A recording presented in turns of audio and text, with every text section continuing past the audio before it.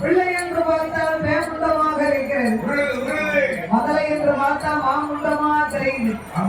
கால் இல்ல, கை இல்ல, கண்ண மூக்கு செவி இல்ல, வாயும் இல்ல, வயிறும் இல்ல. மாமா மதுரை மொத்து மொழுக்கணும். ஆதி பராசக்தி பார்த்தா பிள்ளை வர கேட்டா ஆண்டவன் ஒரு பேமுண்டத்தை கொடுத்தாரு.